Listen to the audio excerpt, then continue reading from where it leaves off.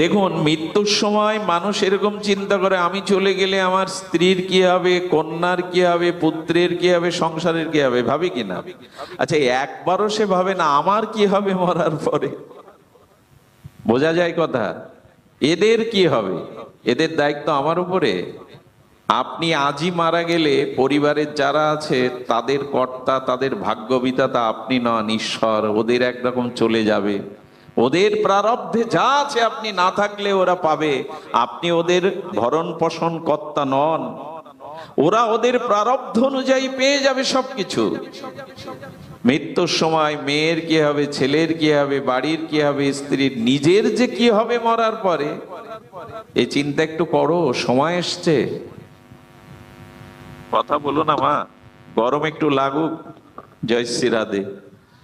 সুধীজন, এই জন্য আমার কি হবে এই চিন্তাটা আপনার করতে হবে। এই জন্য তো ভগবান বিবেক দিয়েছিলেন, চেতনা দিয়েছিলেন, তোমার কি হবে তুমি চিন্তা করো।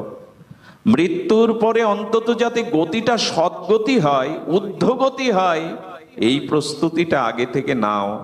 আর আমাদের প্রস্তুতি সেই সংসার, সেই বিষয় আশায়, শয়নে স্বপনে জাগরণে ধ্যানে অনুধ্যানে চিন্তনে ওই সংসার। জানি না আমাদের গতি কি হবে, তবে মৃত্যুর আগে প্রস্তুতি নিন, আমি কোথায় যাব। আজ কিন্তু এই প্রস্তুতি নিতে পারেন, এখন থেকে কিন্তু আপনি এই প্রস্তুতি নিতে পারেন যে আপনি কোথায় যাবেন, কোথায় যেতে হবে। এ চিন্তা আপনাকে আমি করতেই হবে। তো এই জন্য আমরা নিবেদন করছিলাম যে এই আসক্তি মুক্তির জন্য উপায় একমাত্র মহৎ সঙ্গ, সাধু সঙ্গ। এই ভব শৃঙ্খল, এই মায়ার শৃঙ্খল একমাত্র মুক্ত করতে পারে সদ্গুরুদেব, মুক্ত করতে পারে মহাত্মাগণ। তারাই এই ধৃতরাষ্ট্রের মতো জন্মান্ধ, মোহ অন্ধ, জ্ঞান অন্ধ, এদেরকে সংসারের মোহ থেকে মুক্ত করতে পারে বিদুরজি মহারাজের মতো পরম ভক্তগণ। আজ আমরা সৌভাগ্য পেয়েছি সেই সাধু সঙ্গের। আমার বলবার মতো ভাষা তত্ত্ব কিছুই নাই। আপনাদের উপস্থিতি দেখে মনে হচ্ছে হরি কথাকে আপনারা কত ভালোবাসেন, হরি কথা আপনাদের কত আসক্তি। পৃথিবীর সব থেকে কঠিনতম তপস্যা এখন আপনারা করছেন। আমার তো মনে হয় আপনাদের জায়গায় আমায় বসিয়ে দিলে আমার এই ধৈর্য নেই, আমি বসতে পারতাম। পৃথিবীর সব থেকে কঠিন তপস্যা কি জানেন? এই তীব্র তাপদহ গরমে মাটিতে বসে একজনের কথা নীরবে 2 ঘন্টা শুনতে হবে। এর থেকে কঠিন কাজ পৃথিবীতে দ্বিতীয় নাই। আপনি ভাগবত ছাড়া অন্যখানে এক নাগারে 1-1.5 ঘন্টা 2 ঘন্টা কারো কথা নীরব থেকে আপনি শুনতে পারবেন না। সে রাজা মহারাজ হোক, তার সামনে আপনি 2 ঘন্টা কথা না বলে, উত্তর না দিয়ে থাকতে পারবেন না। এখানে চা নাই আপনাদের জন্য, সম্ভাষণ নাই, শীতল বাতাস নাই, মাটির উপরে বসেছেন, দাঁড়িয়েও বা আপনাদের 2টি পায়ে ভর করে শারীরিক কত কষ্টের মধ্যে দাঁড়িয়ে নীরবে আছেন। পৃথিবীতে এর থেকে বড় তপস্যা নেই যে একজন কথা বলবে আর একজন নীরবে বসে বসে তা শুনবে। এই তপস্যারই প্রয়োজন, এটাই প্রস্তুতি, এটাই আমাদের দিব্য প্রস্তুতি। এটা এভাবেই সাধু সঙ্গের দ্বারা, মহৎ অনুগ্রহের দ্বারা, শাস্ত্রের মর্মাত্ম অনুভূতির দ্বারা আসুন আমরা পথ রচনা করি। আমাদের পথ এভাবে রচনা করতেই হবে, দ্বিতীয় কোনো পথ খোলা নেই। আপনাদের মনে পড়ে পরীক্ষিত মহারাজ যেদিন অভিশপ্ত হলেন আর সমীক ঋষির আশ্রমে, কারণ কি? পরীক্ষিত মহারাজের মতো পাণ্ডবদের উত্তরসূরি চক্রবর্তী সম্রাট, এত বড় বৈষ্ণবজন, তার এ জাতীয় মনোভাব কেন এলো? আমি আপনাদের ছোট করে একটু বলি। যেদিন সর্পের মালা সমীক ঋষির গলে পরিয়ে দিলেন রাজা অভিমানে যে আমি রাজা, আর রাজা প্রজার কাছে ঈশ্বর স্বরূপ, বিভূতি স্বরূপ, আমি তোমার কাছে পানীয় জল প্রার্থনা করছি তৃষ্ণা, তুমি কপট ধ্যানে বসে আছো, তুমি কপট হয়ে বসে আছো, আমার কথা শুনছো না। উনি তো ধ্যানে নিমগ্ন। একটা কথা বলি, জগতের তৃষ্ণার কথা মানুষ ভুলে যায় যদি ভগবত প্রেমামৃত তৃষ্ণা তার হৃদয়ে প্রাপ্ত হতে থাকে। ভগবত তৃষ্ণা যত গাঢ় হবে, জগতের তৃষ্ণা তত কমবে। তো জগতের কথায় ধ্যান থাকবে কোথায় মনির? তিনি তো হারিয়ে গেছেন অন্তর জগতে, মনোজগতে, তার ইষ্ট চরণে নিজেকে সমর্পিত করেছেন। রাজা যখন মৃত সর্পটা দিয়ে পরীক্ষা, এই সর্পটা দিল, যে গলে সর্প দিলে তার বাহ্যিক চেতনা ফেরে কিনা, কপট কিনা, সে কপটতা করছে কিনা।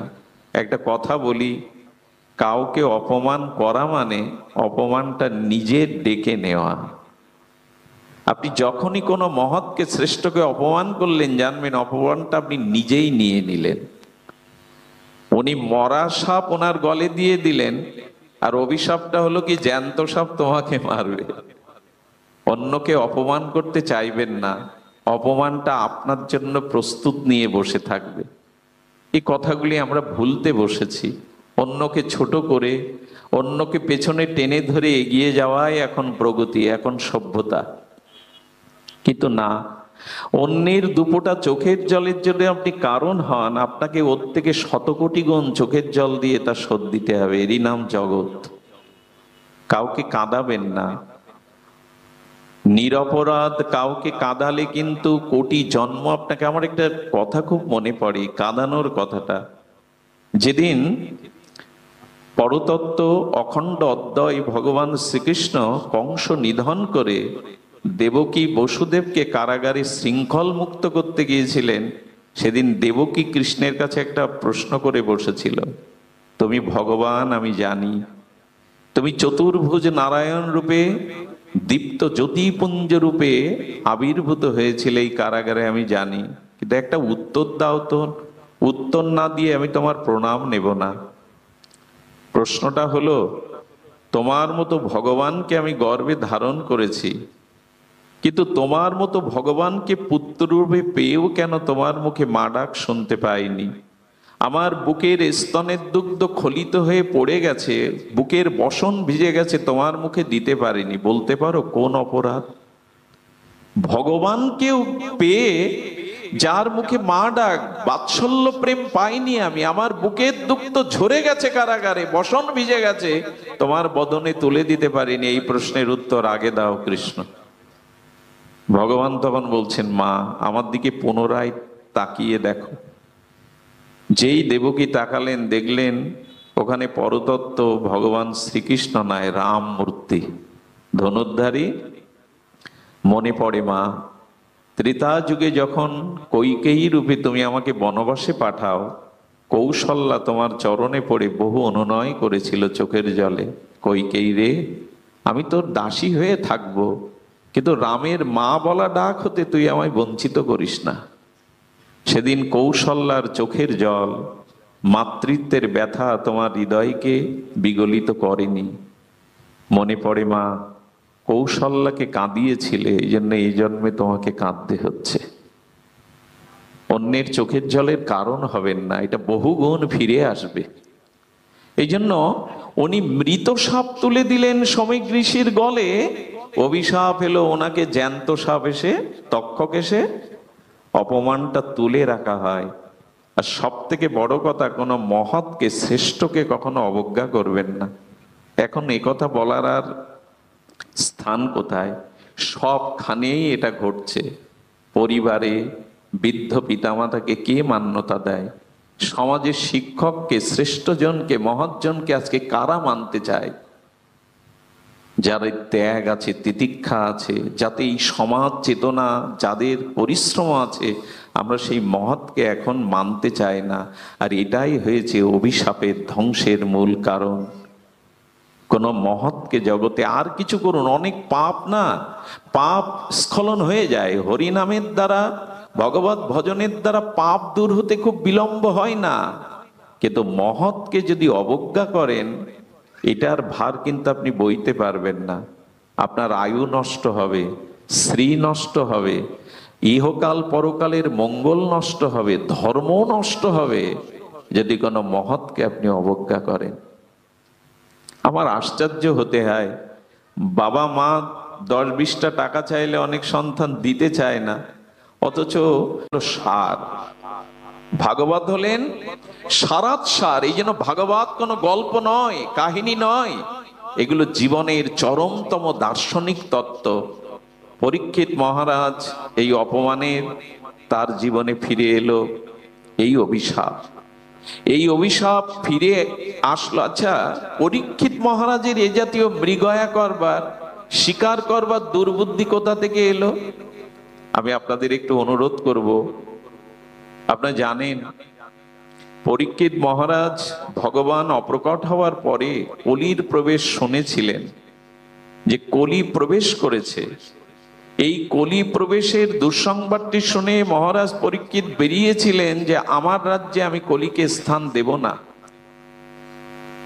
এই অখণ্ড ভূমিতে আমি কলিকে স্থান দেব না।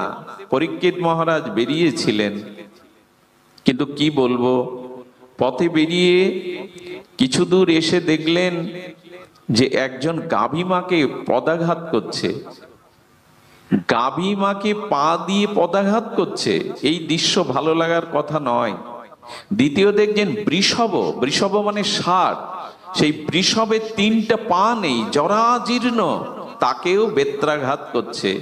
আর ইনি সেই বিভৎস কাল কবলিত কলি।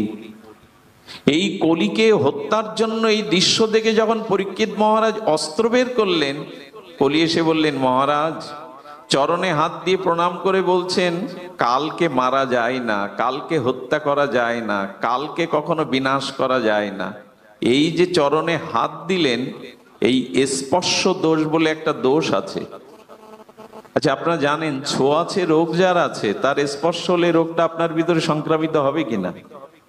তো তেমন কিছু মনে নেবেন না, যাদের অন্তরে অনেক দুর্বাসনা কামনা আছে, আর যাদের চিত্তে কামনা বাসনার পুতিময় দুর্গন্ধ আছে, এদের ছোঁয়া যত না নিতে পারেন ভালো।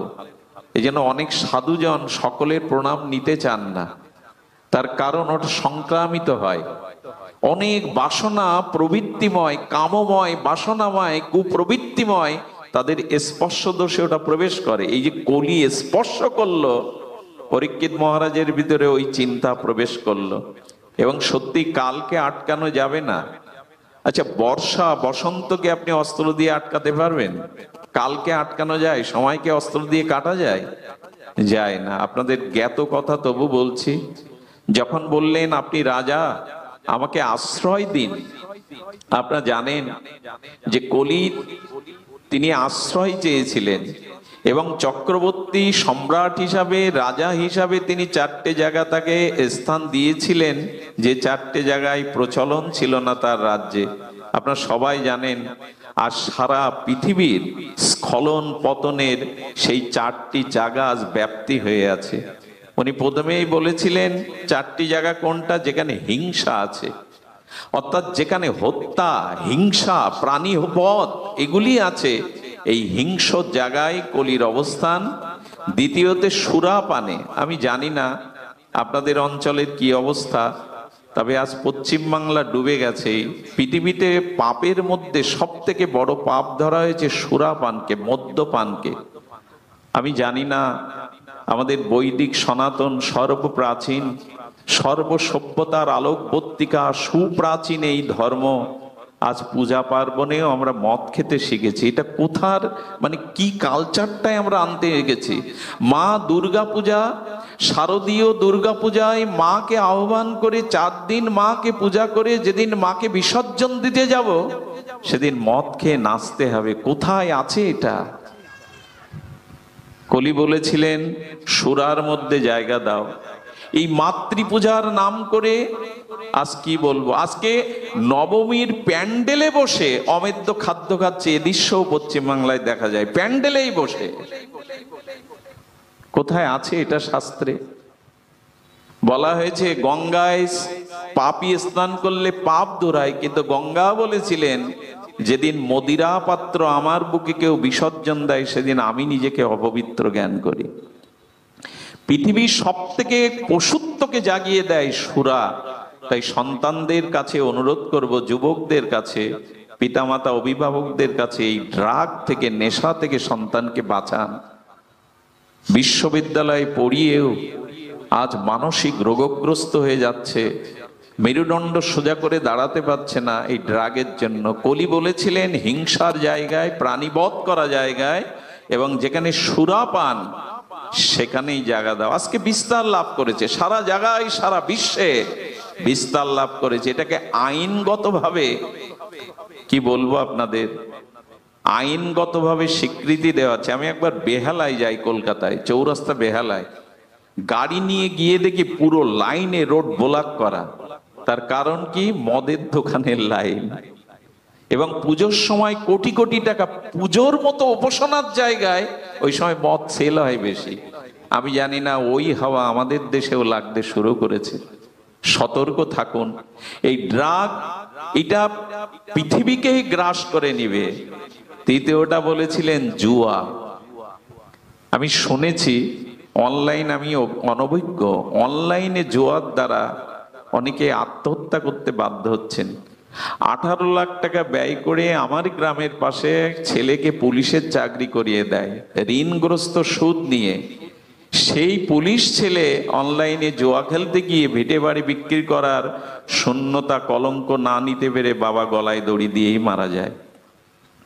এগুলি থেকে ভাগবতে, চেতনায়, আধ্যাত্মিকতায় যে সম্প্রদায় আপনার ভালো লাগে, যে উপাসনা আপনার ভালো লাগে, যে গুরুতত্ত্ব আপনার ভালো লাগে, একটাকে জড়িয়ে ধরুন, নাহলে উপায় নাই। পারিবারিক ভাবে যদি ধর্মচর্চা শুরু না করেন, আগামী প্রজন্মকে পথ দেখাতে পারবেন। এরা মুখ থুবড়ে পড়েছে, আরো পড়বে। আজ এখানে কোনো যুবক নাই, কোনো যুবতী নাই যারা সমাজকে গড়বে। তারা কোথায় এখন? তারা জালে আটকে গেছে, নেট রূপ জালে, এখানে নাই তারা। এই জন্য অনুরোধ করব, পারিবারিক ভাবে শুধু মন্দিরে আরতি পূজা ধর্ম অনুষ্ঠান নয়, পারিবারিক ভাবে চেতনাটা দিন আধ্যাত্মিকতার। তা না হলে এই জুয়াই শেষ করে দেবে। চতুর্থ জায়গা চেয়েছিলেন পরীক্ষিত মহারাজের কাছে, পরস্ত্রীতে আসক্তি। বলাই বাহুল্য, আজকে আমাদের সামনে কোনো ভালো সাহিত্য নেই। আমি জানি না আপনাদের ইন্ডিয়ান চ্যানেলগুলো এখানে চলে কিনা। এক একটি সিরিয়ালে এক একটি পুরুষের এক একটি নারীর সম্পর্ক 2-3 জনের সাথে আজকে দেখানো হচ্ছে। এটা সাহিত্য হতে পারে? এটি কি বঙ্কিম শরৎ সাহিত্যের অনুকরণ, রবীন্দ্রনাথের নজরুলের সাহিত্য? এটা আমাদের কি দেখানো হচ্ছে, কি শেখানো হচ্ছে? যে সম্পর্ক বহু থেকে বহুতর করা যায়। আরে রামচন্দ্রকে গুরুদেব বশিষ্ঠ বলছেন, হে রাম, সীতা এখন বনবাসে, যজ্ঞ করতে গেলে সীতাকে ফিরিয়ে আনতে হবে। সীতা এখন ফিরবে না, তুমি দ্বিতীয় বিয়ে করো, স্ত্রীকে সহধর্মীকে বামে না বসিয়ে যজ্ঞ করা। গুরুদেব বশিষ্ঠ বলছেন, রাম বলছেন, হে গুরুদেব, সীতা ব্যতীত জগতের প্রত্যেকটি নারীকে আমি মাতৃজ্ঞান করি, মাকে তো বিবাহ করা যায় না। এক পত্নী ধরো, সীতাকে ছাড়া যে কোনো নারীকে আমি মাতৃজ্ঞান করি। আরে রাবণ বধের দিনে, যেদিন রাবণ ভূমিতে মৃত শয্যায় শায়িত মন্দাদরী এসেছিলেন স্বামীকে দেখতে, এসেছিলেন রঘুপতি রামচন্দ্রকে এক পলক দেখতে। আসতে গিয়ে আমাদের মন্দাদরীর চরণের ছায়াটা রামের গায়ে পড়ে। যেই মন্দাদরীর ছায়াটা পড়েছে রামের গায়ে, রঘুপতি মর্যাদা পুরুষোত্তম অবদত্ত মস্তকের প্রণাম করে বললেন, মা, আপনার ছায়া আমার অঙ্গে পড়েছে, পারলে ক্ষমা করে দিন। মন্দাদরী বলেছিল, এই না হলে ভগবান, যার স্বামী তার স্ত্রীকে হরণ করেছে, আর সেই হরণ করা দুঃশাসনের আর রাবণের স্ত্রীকে মা বলে ছায়া পড়লেও যে প্রণাম করতে পারে, সে ভগবান নয় তো কি? ইনিই মর্যাদা পুরুষোত্তম। রাম বলেছিলেন, আমার পক্ষে অন্য নারীকে স্ত্রী রূপে দেখা সম্ভব নয়। বলেছিলেন, দেখো, তোমার পিতা 3টা বিবাহ করেছে, দশরথ, তুমি অযোধ্যার যুবরাজ, তোমার পক্ষে বহু বিবাহ তখন প্রচলন ছিল। বললেন, পিতার বিচার করার ক্ষমতা আমার নাই, পুত্রের পিতার কর্তব্য বিচার করার ক্ষমতা নাই। যদি আপনি সমাধান চান তো আমি বলে দিতে পারি, একটা স্বর্ণসীতা নির্মাণ করে আপনি যজ্ঞ আরম্ভ করুন, কিন্তু অন্য কোনো রমণীকে আমি এই স্থানে বসাতে, এই হলো আমাদের ভগবান, এই হলো আমাদের আদর্শ। আমাদের কর্ণাটকে একসময় ব্রিটিশ আমলে একজন পরম পরাক্রমশালী বীর ছিলেন। সেই বীরের মাধুর্যে, তার বীর্যে, তার শৌর্যে, তার পরাক্রমে পুরো কর্ণাটক তাকে সম্মান জানাতো। দীর্ঘদেহী, তেজময়, দীপ্তময় পুরুষ, আদর্শের একটা প্রতীক তিনি। একটা রমণী তার শ্বেত শুভ্র ঘোড়াকে আগড়ে দিয়ে বলছেন, আমার একটা অনুরোধ রাখতে হবে, আমার একটা প্রস্তাব আছে। বললেন, আমি চাই তোমার মতো একটি সন্তান আমার গর্ভে আসুক, এই জন্য আমি তোমাকে স্বামী রূপে চাই। উনি অকৃতদার, বিবাহ করেননি। বললেন, আপনার কথা আমি প্রাসাদে গিয়ে শুনবো, আসুন। প্রাসাদে গিয়ে তাকে আসনে বসিয়ে পায়ে প্রণাম করে বলছেন, আমাকে বিয়ে করে আমার মতো সন্তান গর্ভে ধারণ করবেন কি? আজ থেকে আমি আপনার পুত্র সারা জীবনের মতো। বিবাহ করেননি উনি। এই আদর্শ কোথায়? এই জন্য অনুরোধ করব, এই যে একটা জাল জড়িয়ে যাচ্ছে, সমাজ ব্যবস্থা এমন জায়গায় চলে যাচ্ছে, এর থেকে